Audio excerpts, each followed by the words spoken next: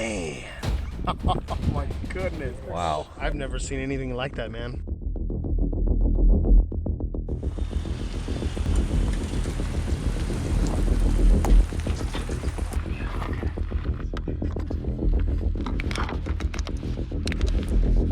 We're out here in Kennewick, Washington today. We're out here to do a demonstration for some of the local police departments on our ballistic windows. We're here with DWS Wireless because they're an exceptional outfitter that's been serving the law enforcement community for some time. And they do a great job and they have a great reputation with law enforcement agencies. So we wanted to partner with them and work with them to get this product into the hands of the people that need it. One in the chamber, it's ready to go. Okay, go ahead, shooter.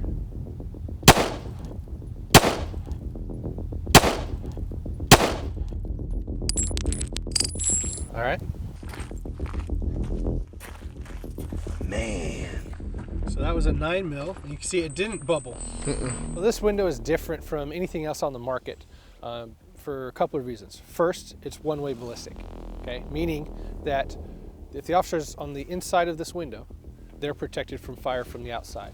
But they can return fire through the window with lethal force. Okay, it's engineered and designed to do just that.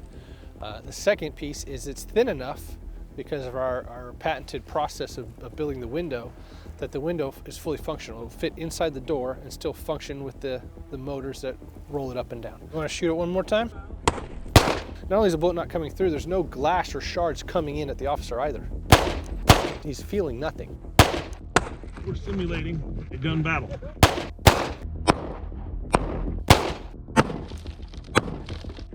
Oh my goodness. Dude, I've never seen anything like that, man. There's two pieces to the window. The outer side diffuses the energy, spreads the energy, and that's what you're seeing here. This is the energy being diffused throughout the whole window. And then this piece is what catches the bullet. We cover the whole window, and we don't have distortion in it because of how we build it. So we have full protection from A pillar to B pillar for the officer. Most alternatives out there, they don't cover this whole thing because of the curvature of the glass. They can't build it without distortion. So they use a flat piece of panel, flat glass panel, that just clips inside of the existing window. And it's only about that big, so it doesn't give full protection either, and it's in the way. Most officers actually don't like that because they want to be able to, interact with the community around them.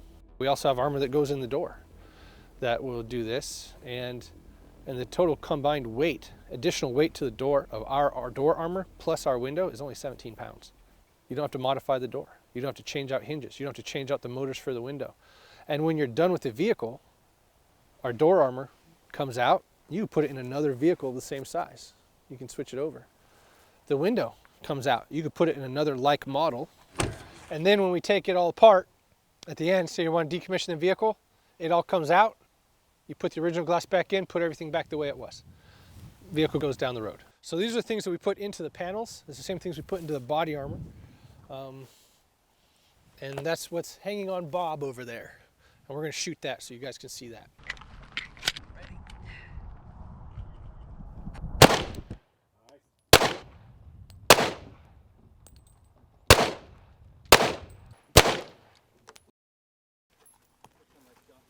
So we flip him over, you can see nothing came through.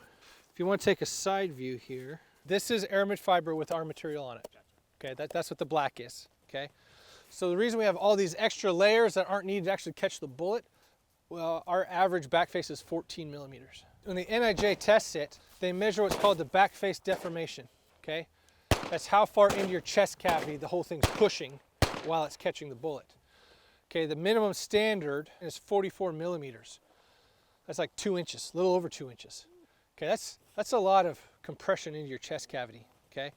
So the reason we have all these extra layers that aren't needed to actually catch the bullet is to reduce that, okay? So that 9mm we just shot, well, our average back face is 14 millimeters.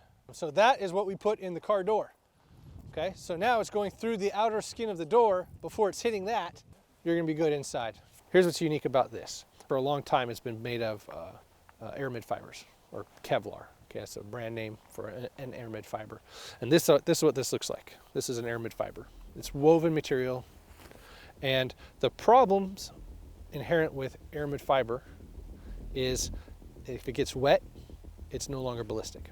aramid fiber in a space of a typical shot group of a novice shooter is only going to stop 5 or 6 rounds, and it just degrades over time. Okay, so the guys at ATEK said, what do we do? R&D group said, let's make this better. So they took graphene. Okay, and graphene is an interesting, it's a molecule of carbon atoms, and it's 1 atom thick and hundreds of thousands wide. Okay, so it's super thin, microscopic.